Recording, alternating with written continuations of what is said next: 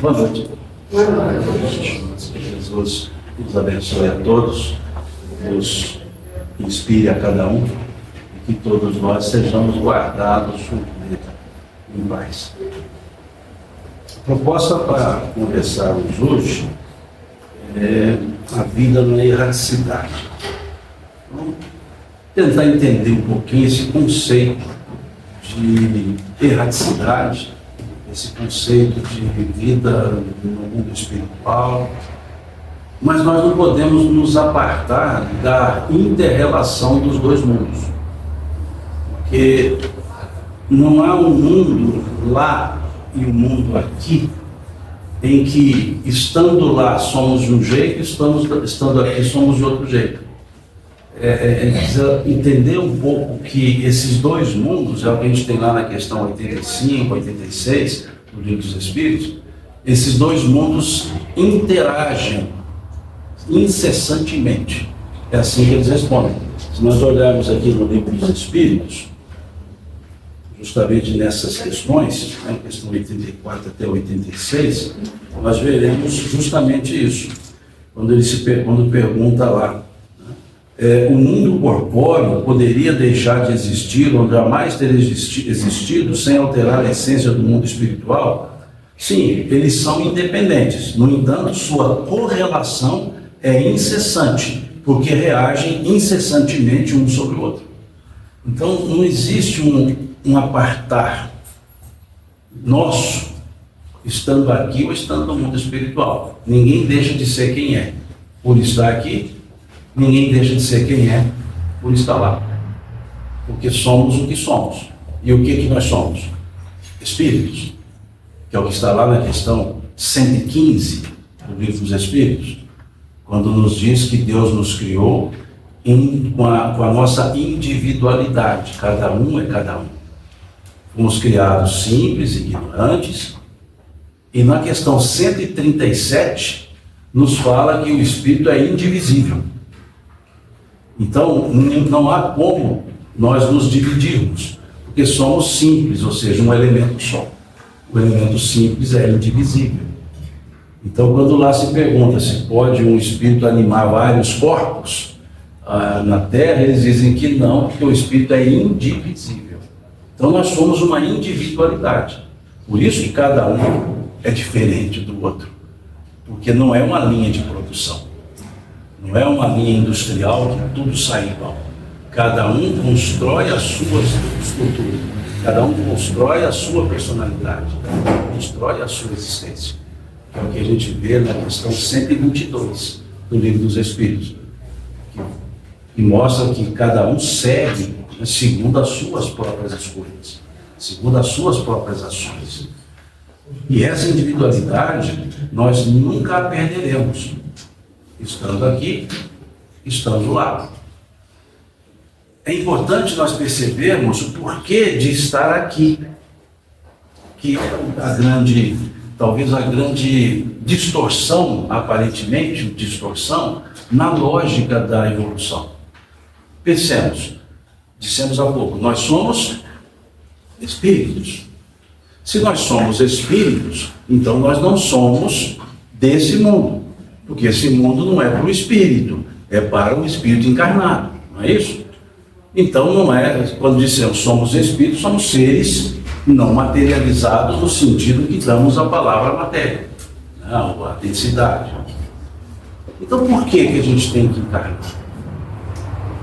E é importante isso, porque essa foi a pergunta que Kardec fez aos espíritos, lá na questão 132 do Livro dos Espíritos. Qual a finalidade da encarnação dos espíritos? Não é reencarnação.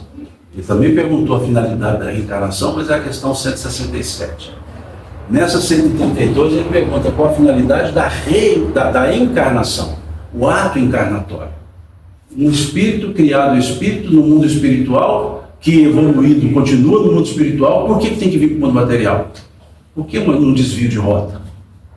Por que não? Já que fui criado espírito, permanecer assim. Por que eu tenho que entrar para uma estrutura material? Essa foi a pergunta que ele fez. E os espíritos respondem a Kardec que Deus vos impõe a encarnação com a finalidade de vos fazer progredir.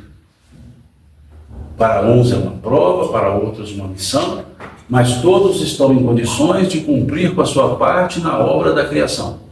Essa é a resposta. Então ele nos mostra, os Espíritos nos mostram que a encarnação só tem uma finalidade: o crescimento, a evolução. A encarnação não tem outra finalidade. Ah, mas não é para sofrer? Não, isso não é objetivo. Isso é consequência. Consequência de escolhas, consequência de atos. E as beatitudes? Consequência de escolhas, consequências de atos. Agora, a finalidade é crescermos, inclusive com os erros, ou aprendendo com eles. Mas é crescer. Mas assim perguntando, fica ainda um ponto, mas tudo bem, eu tenho que vir para cá para evoluir, mas estando lá no mundo espiritual, eu não evoluo? Seria a lógica da pergunta. E Kardec também fez essa pergunta, que é a questão 230 do Livro dos Espíritos. Quando ele pergunta: o espírito no estado errante, na erraticidade, evolui? E eles respondem: sempre segundo a sua vontade. O seu conhecimento e a sua vontade. Evolui. Aí, só que na resposta tem lá uma conjunção adversativa. Mas somente o contato com a matéria lhes permite exercitar o conhecimento adquirido. Mostrando-nos então que há um aprendizado, há uma evolução no mundo espiritual, teórica. E que aqui é o nosso laboratório das nossas experiências evolutivas. Veja, somente o contato com a matéria lhes permite exercitar o conhecimento adquirido. Se nós olharmos o capítulo 4 do Evangelho segundo o Espiritismo, veremos isso também, que diz lá o Espírito São Luís, que é por uma ação material que o Espírito se constrói. E é interessante percebermos isso, porque aqui no mundo material, nós somos espíritos, mas tem um detalhe. Kardec pergunta aos espíritos, na questão 134 do Livro dos Espíritos, ele pergunta assim: o que é alma? E os espíritos respondem: um espírito encarnado. Olha, interessante essa resposta. Então, a alma é sinônimo de espírito? Não. Não é sinônimo. A alma é um momento do espírito, quando ele está encarnado. É uma pergunta aparentemente, assim, pueril, mas ela é muito interessante. O que é a alma? Um espírito encarnado. Ou seja, continuamos espíritos. Mas encarnado, ou encarnados, nós seremos chamados de alma. Por isso que é importante, quando estudar o Livro dos Espíritos, ler as introduções. São 16 introduções para 17. A introdução número 2, lá na introdução número 2, Kardec vai explicar como que a palavra alma será entendida durante todo o livro, ou no contexto do livro todo. E ele vai dizer que a alma não é um sinônimo de espírito. A alma é um momento que o espírito vivencia estando influenciado pela matéria. E aí é interessante, então, nós percebemos que, embora sejamos espíritos, ao nos encarnar, somos alma, isso é didático, somos alma, não deixamos de ser espírito, mas estando encarnados, há uma simbiose entre espírito influenciando a matéria e a matéria influenciando o espírito. De maneira tal que eu, espírito, fora do corpo, tenho percepções um pouco mais amplas do que estando no corpo, porque uma vez estando no corpo, é como se nós ficássemos obnubilados, né, pressionados, limitados pela própria condição corporal. que não me permite exteriorizar toda a minha condição espiritual. E vai me influenciar? Vai. Por exemplo, não todas as pessoas.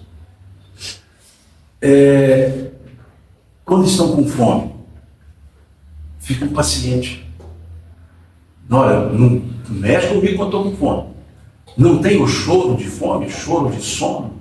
Isso tudo é necessidade espiritual? Não. É necessidade corporal. Mas desequilibra a estrutura emocional. Desequilibra a estrutura mental. Desequilibra uma funcionalidade. E afeta o espírito. Então nós somos afetados pelo corpo. A relação espírito-corpo não é o espírito dentro de um corpo. É o espírito e o corpo simbioticamente ligados. Que formam inclusive a persona. Por exemplo, Simão. Eu só sou Simão por causa do espírito que eu sou nessa estrutura que eu estou. Com o corpo. Se eu saio desse corpo no processo de desencarnação, quem eu sou? Quantos nomes eu já tive? Quantas simbioses corporais já existiram nas minhas existências? Já fui Pedro, não, se bem que eu continuo sendo Pedro, não valeu não.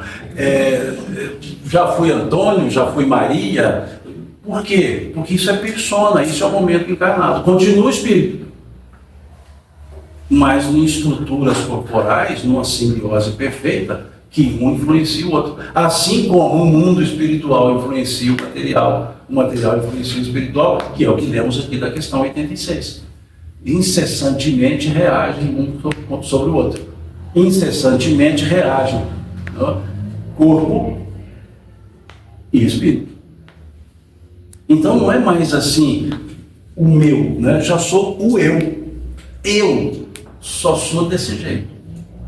Por isso é que Kardec perguntou o que seria a alma, e os espíritos disseram, olha, é o espírito encarnado. Não deixou de ser espírito. Não deixamos de ser. Mas não temos toda a estrutura que teríamos se estivéssemos desencarnados. Então significa que o estar encarnado, a própria simbiose corpo e espírito, já é um processo didático para a evolução. Porque há certas necessidades aqui que me levam a exercitar certos sentimentos naturais, como, por exemplo, egoísmo, exclusivismo, bondade. Quer um egoísmo mais forte do que maternidade e paternidade? Em relação aos filhos. Tanto que o Gibran, o poeta libanês, Khalil Gibran, ele dizia assim, o amor só será pleno na terra quando as mães amarem os filhos das outras como amam os seus. Porque é apego. Não é assim? Imaginemos, né? Duas mães aqui no salão, duas criancinhas nessa sala do lado aqui, brincando, cada uma filha de uma das mães.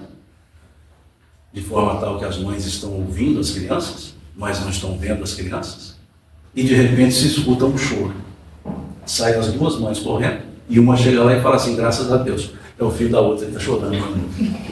Não, mas eu chego lá para ajudar. Lógico, vai ajudar mesmo, com o coração aliviado. Porque a gente ainda não entendeu o que é de fato essa ideia de amorosidade. Então ela está arraivada de apego.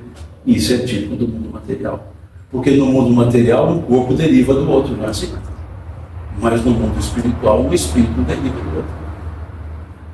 O corpo procede do corpo, mas o espírito procede do espírito. Como vem um corpo já assim, embaladinho, né? O espírito já está acoplado, eu só olho que veio de mim. Então é meu. E amor não é meu. Não perceberam que certas situações o mundo espiritual não oferece? E só o mundo material oferece. Por isso, Deus vos impõe a encarnação para a finalidade, fazer progredir. Por isso, evolui no estado errante, evolui, mas só o contato com a matéria lhes permite exercitar o conhecimento adquirido. Aqui é um laboratório de prática, que a gente vai trabalhar principalmente dois elementos que os espíritos colocam na questão 1019, o orgulho e o egoísmo, que são as duas que eles chamam duas chagas da humanidade, que é o que vemos lá também na questão 799 do Livro dos Espíritos, quando fala que é o materialismo que leva ao orgulho, o egoísmo, que são os elementos que travam todo o nosso processo evolutivo. Então, ou seja, são os elementos que, com os quais trabalharemos para vencê-los. E aí sim trabalhar, né? Contrapondo ao egoísmo o altruísmo, contrapondo ao orgulho a coletivização. Opa, então nós estamos aqui no lugar certo. Nessa simbiose corpo-espírito, um influenciando o outro. Conforme a gente vê lá no Livro dos Espíritos, a partir da questão 367, que vai tratar da influência do organismo no espírito. São várias questões que mostram essa relação. Como nós temos também a questão 846, que vai mostrar sobre esse envolvimento, essa influência que existe. E por que para falar da erraticidade nós temos que trabalhar com esse mundo material? Por uma questão simples. Para entender o desconhecido é preciso partir do conhecido. E o conhecido é a nossa encarnação aqui. E percebendo então que nessa encarnação eu sou influenciado, eu como espírito pelo corpo, eu influencio a estrutura do corpo. Espírito e matéria se interagem, se justapõem, não se contrapõem, mas se justapõem. Que há um processo de retroalimentação, uma simbiose emocional, uma simbiose física. Então nós percebemos, quando nós deixarmos essa estrutura, eu vou exercitar outro ambiente, já não é mais material, que é a erraticidade. A erraticidade é um mundo espiritual? É, mas didaticamente não. Por que eu falo didaticamente erraticidade não é? Porque a erraticidade é um momento. Chama-se erraticidade aquele momento que espíritos que estão no processo encarnatório ainda dependem desse processo. E ora estão encarnados, ora estão desencarnados. E desencarnados no processo ainda de encarnação, desencarnação, aquele período é erraticidade. É no mundo espiritual, é o espírito, porém, é aquele que está no processo ainda de caminhar para uma perfeição que não precisa mais se encarnar. E por que é importante, então, nós entendermos essa definição didática de erraticidade se referir a um momento que o espírito está no mundo espiritual, porém, no processo encarnatório ainda. Por quê? Esse espírito que está lá, na erraticidade, ou seja, nesse mundo espiritual, mas no processo encarnatório, ele não se desliga plenamente das questões materiais. Não no sentido específico da matéria, mas na condição de estar ainda envolvido mentalmente com as estruturas materiais. É isso que faz com que os espíritos, na erraticidade, tenham sensações que se assemelham muito às que nós temos aqui, encarnados. Dá para entender mais ou menos assim. Pessoas que têm, por exemplo, membros amputados, de vez em quando reclamam de uma coceira na ponta do membro amputado. Não tem mais o membro, não tem o braço. E está sentindo uma coceira na ponta do dedo do braço que não existe. Está sentindo uma dor. Por quê? A estrutura do cérebro está com esses registros todos. E ali ela ainda tem sensações. No mundo espiritual, isso não é estrutura do cérebro. Isso é do espírito. Então ainda tem sensações como se no corpo estivesse. Quando ele está ainda raso nesse processo de evolução. Então ele está mais próximo às sensações materiais do que às, digamos, beatitudes espirituais. Então por isso que muitos espíritos reclamam de certos elementos que eles não possuem. Quando eles dizem, por exemplo, que estão com dores no corpo, eles não têm o corpo para ter dor. Eles não têm o corpo físico. Quando reclamam por sede, não tem necessidade de água, não tem corpo físico. Quando reclamam que ouvem, não possuem ouvidos materiais para esse fim. O som é muito alto, como se não há gradação na estrutura de um ouvido. Mas são sensações que ficam. Por quê? Porque está na erraticidade, ou seja, está no mundo espiritual, mas digamos assim, nesse ciclo encarnatório. Está sob a energia de um mundo material acoplado ao mundo espiritual naquele contexto. E uma vez evoluído, dizem os espíritos, que não tem mais necessidade de encarnar, já não diz mais que estão na erraticidade. Não estão mais no estado errante. O que é errante? Erraticidade, estado errante. O que é errante? É aquele que caminha, que está caminhando num certo conjunto. Ele é uma pessoa errante, ou seja, não está nem lá nem cá, ela está sempre caminhando. Por que errante? Não estou fixo no mundo espiritual e nem fixo no mundo material. Nesse momento, os dois se interagem no processo evolutivo. Evoluir, só ficarei no mundo espiritual. Então, não sou mais errante. Tenho lugar fixo. Então, veja que é didático o termo, mas na verdade não é só um termo didático. Ele exprime uma condição espiritual que mostra justamente o processo evolutivo das sucessivas encarnações e que, ao desencarnar, eu não vou totalmente me distanciar de algumas questões materiais, inclusive as emocionais, os apegos. Eu ia perguntar assim, isso aí. Se na erraticidade é onde, então, existem as obsessões, né? Perfeito, veja.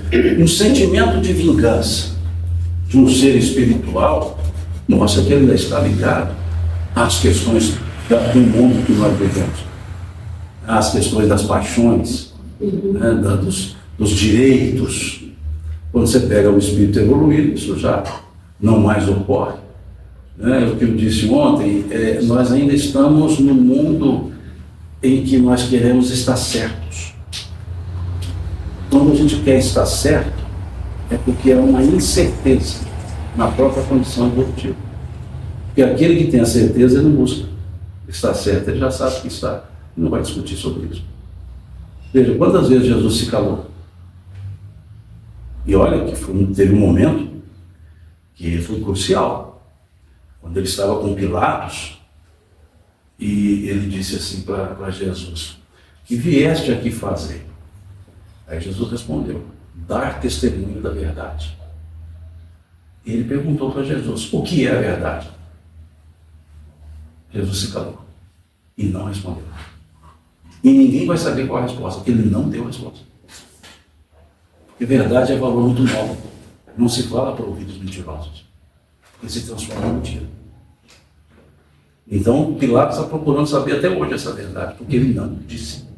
O que é a verdade? Veja, eu vim dar testemunho da verdade. O que é a verdade?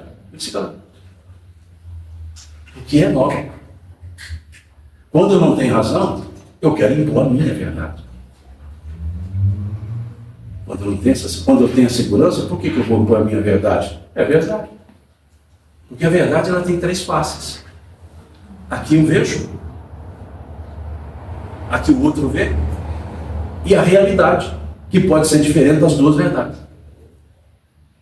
Então por isso ele não responde. Qual verdade você quer? A sua? A minha? Então, enquanto existe essa insegurança, existem essas disputas. E aí estamos no campo da erraticidade, porque tem as verdades daqueles que estão de lá também. Porque veja o que Kardec falou para a erraticidade. Ele disse assim: os espíritos nada mais são que as almas dos homens sem corpos, que levam consigo suas aquisições e suas mazelas. Ninguém se melhora porque morreu. Continua sendo o que é. Então, desculpa a expressão jocosa, se é nó cego aqui, será nó cego lá. Do mesmo jeito. E a noceguice só vai ser vencida quando voltar para cá. Porque aqui que é o laboratório das experiências evolutivas. Na erraticidade, o que se faz? Aprendizado teórico. Não pode ser nosso cérebro. Ah, agora eu aprendi. Então vai para lá para ver se aprendeu mesmo. É essa a lógica. É por isso que o espírito evoluído ele não é chamado errante. Ele está no lugar dele. Vamos dar uma olhada em algumas questões que falam desse assunto, 223 e à frente.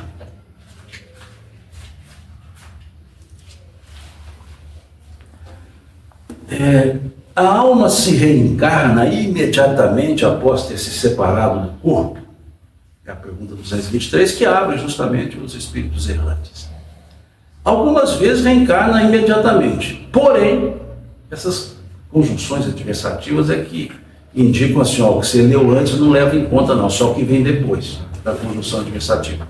Porém, com mais frequência, depois de intervalos mais ou menos longos. Nos mundos superiores, que não é o nosso caso, a reencarnação é quase sempre imediata. A matéria corporal sendo menos grosseira, o espírito encarnado goza aí de quase todas as suas faculdades de espírito. Veja, a matéria, o corpo é menos grosseiro. Seu estado normal é o dos nossos sonambúlicos lúcidos. Aquele que tem dupla vista, enxerga longe da parede, etc. O que se torna a alma nos intervalos da emancipação? Lembrando que já perguntou lá atrás que alma é espírito encarnado. Espírito errante, que aspira a seu novo destino. Ele espera. Qual pode ser a duração desses intervalos? Qual pode ser a duração de uma encarnação para outra encarnação? Aí eles respondem. De algumas horas a alguns milhares de séculos. Olha que coisa interessante. A alguns milhares de séculos. De resto, não há, propriamente falando, limite extremo assinalado para o estado errante, que pode prolongar-se por muito tempo, mas que, entretanto, não é jamais perpétuo. Uma hora deixa de ser errante, porque vai evoluir. É a questão 116. Quando se diz lá, haverá espíritos que permanecerão para sempre nas camadas inferiores da evolução, os espíritos respondem, não, todos os espíritos evoluirão. De um jeito ou de outro, num momento ou no outro, vai acontecer. Por quê? Deus ia criar algo sem uma sequência evolutiva? Não tem lógica. Essa adoração está subordinada à vontade do espírito ou pode lhe ser imposta como uma expiação? É uma consequência do livre-arbítrio. Os espíritos sabem perfeitamente o que fazem, porém para alguns é também uma punição imposta por Deus. Outros pedem para que ela seja prolongada, a fim de continuarem estudos que não podem ser feitos com proveito, senão no estado de espírito. Então, o que fazemos no mundo espiritual? Reclamamos? Ou aprendemos? Estudos. Por isso a questão 230. Evolui em conhecimento. Então, tem ocupação no mundo espiritual? Opa, tem ocupação no mundo espiritual. A erraticidade por si mesma, a questão 225, é um sinal de inferioridade dos espíritos? Não, pois há espíritos errantes de todos os graus. Já dissemos que a encarnação é um estado transitório. No seu estado normal, o espírito está liberto da matéria. Pode-se dizer que todos os espíritos que não estão encarnados são errantes? Os que devem se reencarnar, sim. Mas os espíritos puros que alcançaram a perfeição não são errantes. Seu estado é definitivo. Por isso que eu disse que a gente tem que entender o que é o sentido didático da palavra erraticidade. Erraticidade é no mundo espiritual? É. Mas erraticidade é estar no mundo espiritual? Não. É estar no mundo espiritual no processo ainda de encarnação e desencarnação. Porque há aqueles que estão no mundo espiritual, mas não são errantes, porque não estão mais sujeitos a processo reencarnatório. Então não tem mais a erraticidade, já estão em lugares, ou seja, definidos. Então é didática a separação, mas ela é altamente importante para percebermos então que estamos no mundo espiritual, não estamos distanciados, dependendo do grau evolutivo, das questões materiais. É por isso que nós veremos nas obras mais recentes, ou seja, nas obras de André Luiz, certos dizeres e certas situações que nos parecem estranhas, porque elas são muito materializadas. E aí não é incomum as pessoas dizerem quando leem, mas lá é muito igual aqui. A direção está correta. A pergunta em termos de direção está correta. Ela só não está correta em termos de sentido. Ela está na direção certa, mas no outro sentido. Não é aqui, não é lá que é igual aqui. Aqui que se assemelha lá. Porque, veja na questão 86, o mundo espiritual, 85, aliás, ele vem antes do mundo material. Qual dos dois vem primeiro? O espiritual. Então, se o espiritual é o mundo primitivo no sentido de primeiro, primitivo é o mundo primevo, significa então que o mundo secundário é que vai exprimir as características do mundo primário, e não o mundo primário exprimir as características do mundo secundário. Então, não é o mundo espiritual que se parece com o mundo material, é o mundo material que se parece com o mundo espiritual. E isso, se nós olharmos aquela ideia de Platão, quando ele trabalhava o mundo das ideias e o mundo dos sentidos, que ele chamava de episteme e doxa, ele mostrava isso, que a doxa é uma cópia imperfeita da episteme. O que é episteme? Conhecimento. Né? Por isso é epistemologia, né? Estudo da base do conhecimento. A episteme é o mundo das ideias. E a doxa? Doxa quer dizer corpo, é o mundo material. Então ele dizia, o mundo das ideias e o mundo dos sentidos, que é o mundo material. E ele dizia que o mundo dos sentidos, a doxa, é uma cópia imperfeita do mundo das ideias, do mundo da episteme. E se nós observarmos, é a lógica que os Espíritos trazem quando dizem, na questão 85, que o mundo espiritual precede, né, ao mundo material. E se nós observarmos alguns outros autores, como, por exemplo, Emanuel Swedenborg, no século XVIII, ele era chamado de profeta da nova geração, ele descrevia certas coisas que no mundo material não existia e que só existiu depois, como, por exemplo, motores a combustão. E ele dizia o seguinte: eu vejo no mundo que ninguém vê. E ele desenhava aquele protótipo que ele disse que lá existia. No século XIX, Andrew Jackson Davis, da mesma forma ele fazia o motor à explosão, substituindo as caldeiras. Ele falou, não, mas isso eu vejo no mundo de lá.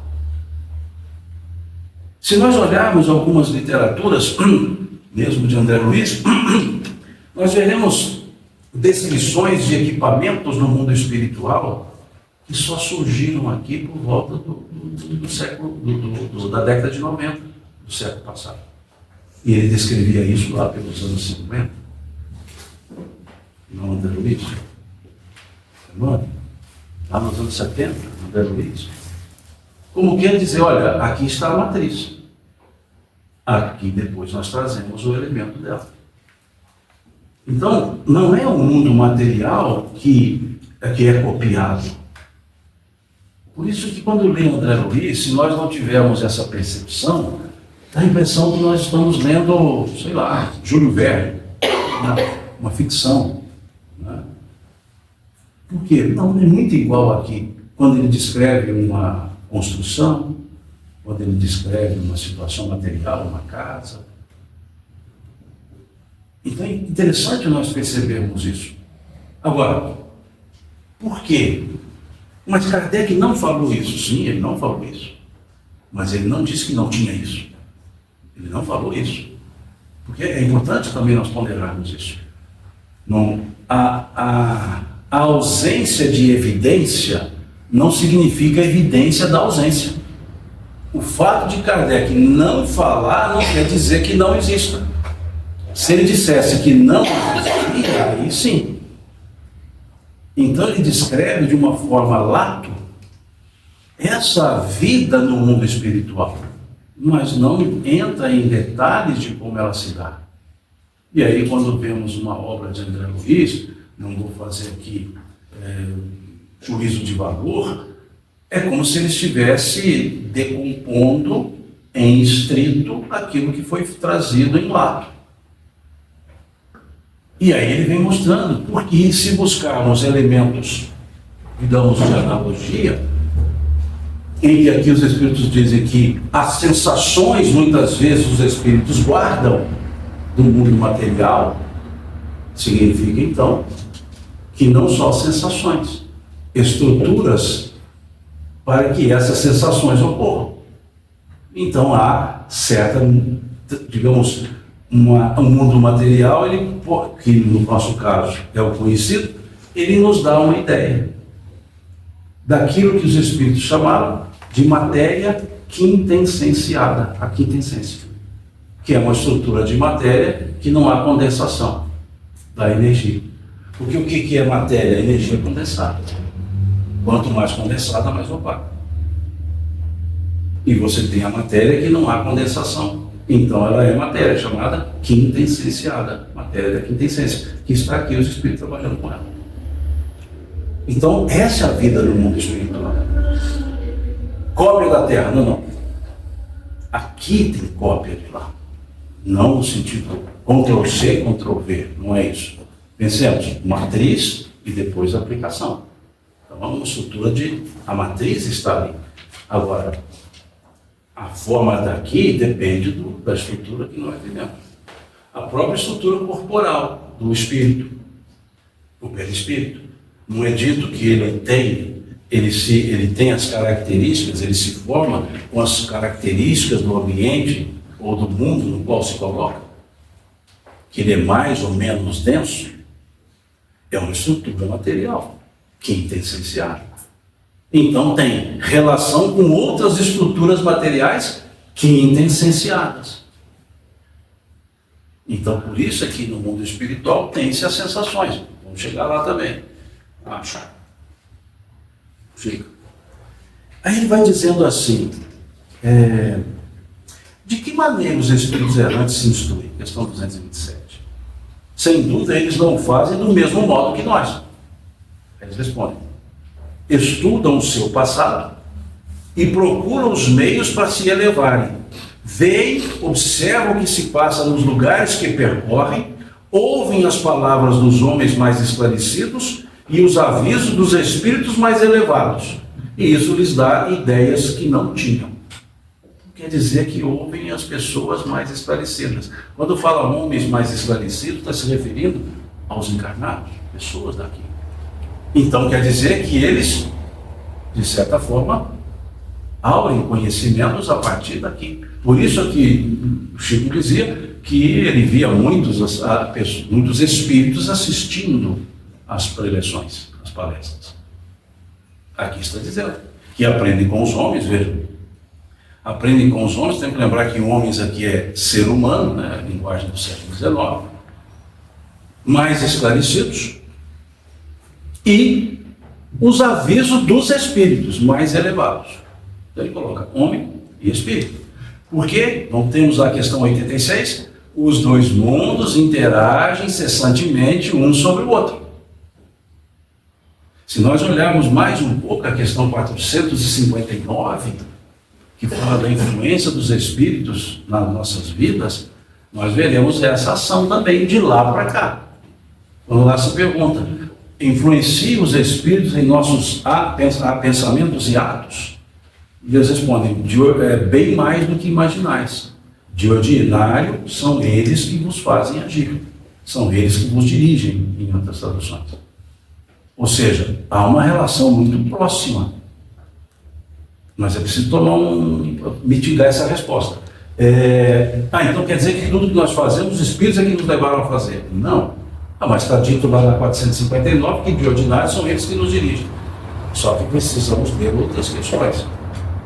A 467 pergunta se pode se afastar a influência que os maus espíritos querem ter sobre nós. E eles respondem sim, pois vós frequentemente os chamais pelo pensamento ou os atraís pelo desejo. Ou seja, por que eles me dirigem? Porque eu os chamo para me dirigir. Então a questão não é mais marionete. Eles me dirigem, não. Eu os convido a me dirigir, pelo meu desejo, pelo meu pensamento. E se olharmos a questão 469, teremos lá a pergunta: pode-se neutralizar a influência que os espíritos querem ter sobre nós? Veja, pode-se afastar, é a 467. Pode-se neutralizar, é a 469. Aí eles respondem: sim, fazendo todo o bem possível e colocando vossa confiança em Deus. Então eu posso mudar o pensamento, afasto, mas não neutralizo. Eu preciso transformar minhas atitudes, minhas ações no bem. Preciso fazer todo o bem que puder. E colocar a confiança em Deus. Então percebem que há uma relação incessante, mas que não é assim superior ou inferior, é de afinidade. Atrai, me envolvo, sou comandado. Interessante, né? Por isso que tem gente que gosta de ficar só na 459, e aí é uma beleza, né? Para justificar ato. Não, foi influenciado pelos espíritos. Mas aí não lê as outras duas. E aí sigamos. Pergunta-se mais um pouco ainda da erraticidade. Já falei da questão 230, né? O espírito rígido, no estado errante, pode melhorar-se muito, sempre segundo a sua vontade. Mas é na existência corporal que ele põe em prática as novas ideias que adquiriu. Então, tem que estar aqui. Os espíritos errantes são felizes ou infelizes? A 231. Mais ou menos de acordo com seus méritos. Sofrem paixões cuja essência conservaram, ou são felizes segundo sejam mais ou menos desmaterializados. Então percebam, para eu ter ainda as paixões conservadas da vida material, eu tenho circunstâncias que me lembram a vida material. Por isso algumas as coisas descritas como semelhantes. No estado errante, podem os espíritos ir para todos os mundos? Conforme. Quando o espírito deixa o corpo, ele não está, por isso, completamente liberto da matéria. E pertence ainda ao mundo onde viveu, ou a um mundo do mesmo grau. A menos que durante a sua vida ele se tenha elevado. E deve ser esse o seu objetivo, pois caso contrário, não se aperfeiçoará jamais. Ele pode, entretanto, ir a certos mundos superiores, mas nesses casos, aí é como um estranho. Não faz, por assim dizer, mais do que entrever. E é isso que lhe dá o desejo de se melhorar, para ser digno da felicidade que nele se desfruta nesses outros níveis e poder habitá-lo mais tarde. Os espíritos já purificados vão a mundos inferiores? Eles vão frequentemente, olha o advérbio, eles vão frequentemente para ajudar o seu progresso. Sem isso, esses mundos estariam entregues a si mesmos, sem guias para dirigi-los. Aí depois vai falar sobre as percepções dos espíritos. Ou seja, lá no mundo espiritual, no estado errante, como é que são essas percepções? Questão 237. Uma vez no mundo dos espíritos, a alma conserva ainda as percepções que tinha quando na vida física? Sim, é a resposta. E outras que ela não possuía, porque seu corpo era como um véu que as obscurecia. Saiu da estrutura encarnada, o espírito retoma algumas características que encarnadamente não conseguia. A inteligência é um atributo do espírito, mas que se manifesta mais livremente quando não há obstáculos. E um dos obstáculos, a estrutura corporal. As percepções e os conhecimentos dos espíritos são indefinidos, em uma palavra, sabem eles todas as coisas? Quanto mais se aproximam da perfeição, mais sabem. Se são superiores, sabem muito. Os inferiores são mais ou menos ignorantes sobre todas as coisas. E aí vai trabalhando outros aspectos, né? E depois ele diz assim, questão 241, os espíritos têm do presente uma ideia mais precisa e mais justa do que nós? Como que eles enxergam o momento que nós vivemos? Do mesmo modo que aquele que vê claramente as coisas tem uma ideia mais justa do que o cego. Os espíritos veem o que não vedes. Eles julgam, pois, de outro modo que vós. Mas, ainda uma vez, isso depende da elevação. Como é que os espíritos têm conhecimento do passado? Esse conhecimento lhes é limitado, ou seja, eu voltei para lá. Como é que eu olho a minha história de existências? O passado, quando nos ocupamos dele, é interessante que agora o Espírito falando na condição dele, né? O passado, quando nos ocupamos dele, é presente. Olha que interessante. Por isso que a gente, Dona Joana de Anjos, fala no processo de libertação do sofrimento, lá no livro Plenitude, ela coloca alguns passos, e um dos passos é esqueça as coisas do passado, no passado. E a gente traz muito o passado para o presente. E olha o que os Espíritos dizem aqui. Quando nos ocupamos dele, ou seja, do passado, ele é presente. Ou seja, você vive todas as agruras de novo. E ele coloca, precisamente como te recordas de uma coisa que te impressionou durante o teu exílio. Entretanto, como não temos mais o véu material que obscurece a inteligência, lembramos-nos de coisas que se apagam para a tua memória, mas os espíritos não conhecem tudo, a começar pela sua própria criação.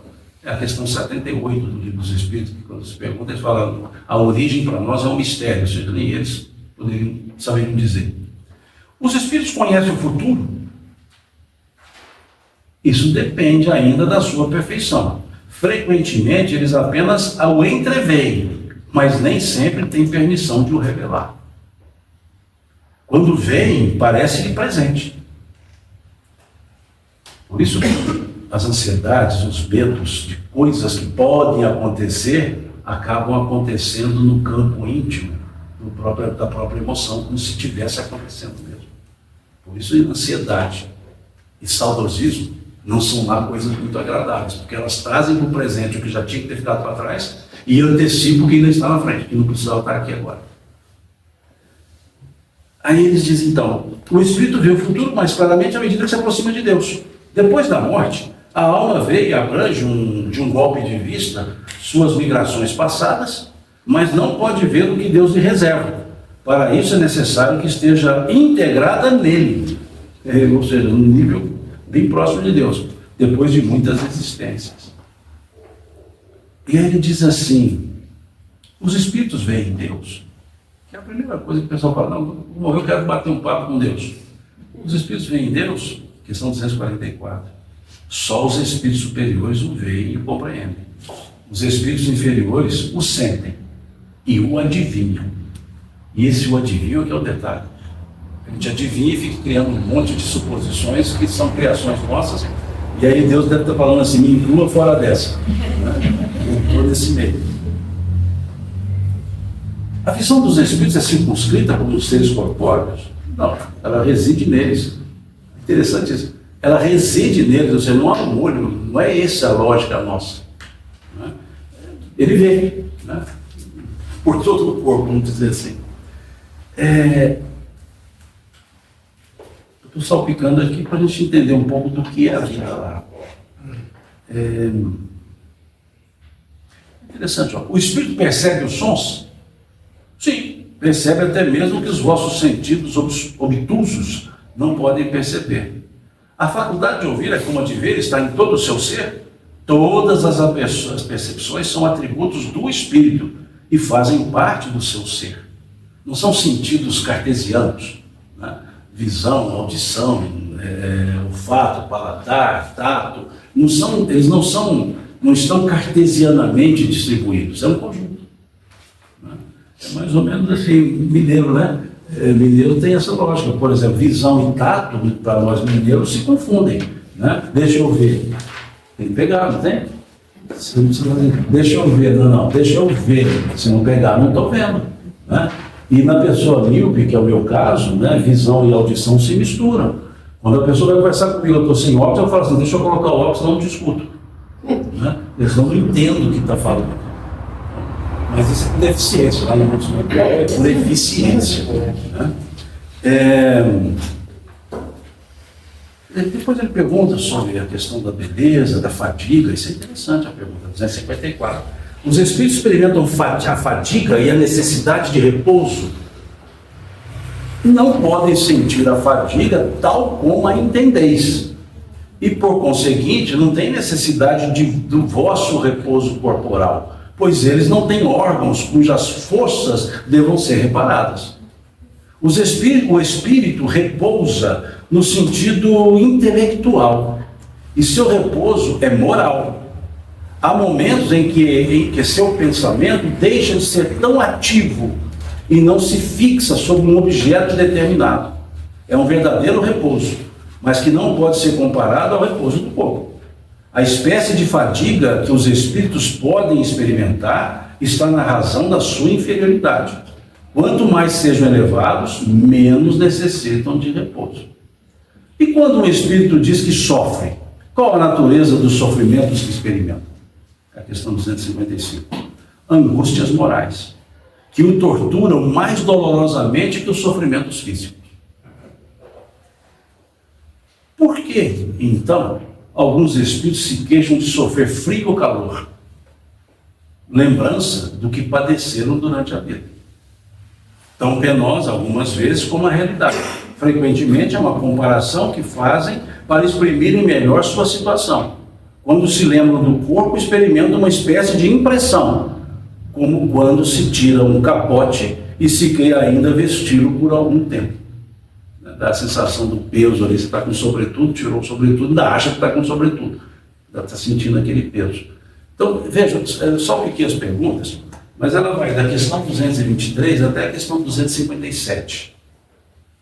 E é interessante, eu sugiro que até leiam um pouco mais de atenção a 257, porque ela não é uma pergunta. A 257 é um ensaio teórico. Kardec, baseado nessas respostas todas, ele escreve um ensaio teórico sobre a sensação dos espíritos. Então aí já é uma escrita dele, né? Ele coloca como pergunta, mas não é pergunta, né? Umas 3 páginas. Ele vai explicando essas sensações dos espíritos, vai explicando inclusive uma questão interessante, que é sobre o tempo, que é outra coisa que no mundo espiritual a relatividade altera, né? O mundo espiritual não tem essa lógica de espaço e tempo. Para eles, o tempo não é o decurso não é a medição do transcurso do espaço. Para eles, o tempo é uma percepção. É interessante perceber isso. Veja, a gente quando dorme, a gente vai para uma dimensão onírica e algumas vezes no mundo espiritual, por desdobramento e tudo mais. Vocês já perceberam que a relatividade do tempo no sono é diferente do tempo em vigília? A gente dorme e sonha. Sonha que entrou num carro aqui em Patrocínio e se dirigiu, sei lá, para Belo Horizonte. 5 horas dirigindo no sonho. Parou em tal lugar, parou em tal lugar, parou em tal lugar. Chegou em Belo Horizonte, 5 horas lá dentro do sonho. Aí você acorda e você dormiu 15 minutos. Em 15 minutos dormindo, você vivenciou 5 horas de situações. É essa a relatividade do tempo no mundo espiritual. Por isso, passado, presente e futuro no mundo espiritual se interconectam. O que já foi, o que foi será, é algo que não tem essa separação de passado, presente e futuro. Difícil de entender isso. Por isso que eu uso o exemplo do sonho. Quanta coisa você faz em 15 minutos que lá no sono levaram 2 horas, 3, 4. Tem sonho que você sonha como se estivesse vivenciando assim 3 dias no sonho. Né? Dormiu no sonho, acordou no sonho e vai embora. E aí você olha e dormiu 1 hora. Então essa relatividade, por isso que aqui nós vivemos tão atabalhoados com essa questão de tempo. E temos até dificuldade para medir o tempo. Se quisermos medir. Por quê? Porque as medidas que nós temos não são de tempo, são de espaço. Como assim, Simão? O ano é a medida de tempo? Não. O ano é o espaço que a Terra percorre em torno do Sol. Todo esse percurso aqui é o ano. Então é espaço. O dia é o espaço que a Terra percorre em torno do seu eixo. 365 avos do espaço que ela está percorrendo em torno do Sol. Um mês, 12 avos do espaço que ela percorre em torno do Sol. Então o que é o tempo? O desgaste do relógio. Isso é o tempo. Então o tempo não há aferição, há percepção. Por isso a relatividade. Estando namorando aí por 1 hora, parece que passou 1 minuto só. Pôr a mão no formigueiro por 1 minuto, parece que tem 1 hora. Relatividade. E o mundo espiritual vive assim, nessa relatividade, ou seja, percepção. Por isso a reação dos espíritos é diferente das nossas reações. Por isso a ansiedade dos evoluídos é zero. Porque não há preocupação com o tempo. Por isso não há contagem. Por quê? Para um ser imortal, que tem a consciência da imortalidade, que diferença tem 1 ano de 1 século? Se ele é imortal. Ou seja, não tem tempo. Se ele não tem tempo, não tem como para quem medir. Então não faz diferença. É a percepção. A percepção. Como, por exemplo, mais à frente, nesse conjunto, vai falar por que tem espíritos que dizem que estão sofrendo no inferno. Ele diz, porque eles acham que o sofrimento não tem término, porque quanto mais se sofre, por menor tempo que seja, o tempo será infinito, ou seja, eu sofrerei para sempre. Porque não consegue entender quando terminará. E quando terminará? Quando a consciência não estiver mais carregada para aquela situação. E a mesma coisa somos nós. Enquanto nós estivermos vinculados a alguma situação, o tempo nunca será medido, será sempre sentido. Quando diz assim, o tempo é o senhor da razão, não é a cronologia que é o senhor da razão. É a percepção e a vivência, e a experiência que vai criando naquele tempo. Isso de Kardec vai trabalhar nesse ensaio, dessa questão também. Então é isso, de forma geral, o que é essa erraticidade, que não deixa de ser um estado intermediário para a evolução do espírito, naquele momento que nós estamos lá, fora da matéria. E a matéria, estando aqui, estamos encarnados no mesmo processo de evolução. Então, lá ou aqui, estamos no mesmo clima mental, no mesmo clima espiritual, nas mesmas circunstâncias existenciais, com corpo material, sem corpo material, mas com as mesmas características para o processo evolutivo. Deu uma ideia? A Casa do Caminho foi fundada em 1962 com o intuito de ser um albergue e servir alimentos aos necessitados com o nome de Sociedade Beneficente Casa do Caminho. Após a extinção do Grupo Espírita Eurípides Barçanufo, as atividades foram direcionadas para a nossa casa, se chamando a partir de então Sociedade Espírita Casa do Caminho. As atividades doutrinárias se dividem em palestras públicas, evangelização juvenil, evangelização infantil, evangelização de bebês e no ventre, estudo e pesquisa sobre o Evangelho. Para além das atividades doutrinárias, temos também as atividades assistenciais, as quais precisamos cada dia mais da sua ajuda, como Bazar Beneficente,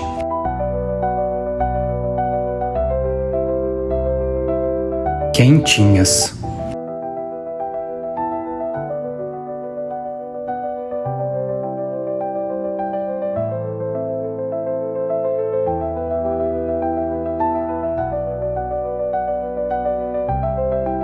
costura e confecção de enxovais para bebês.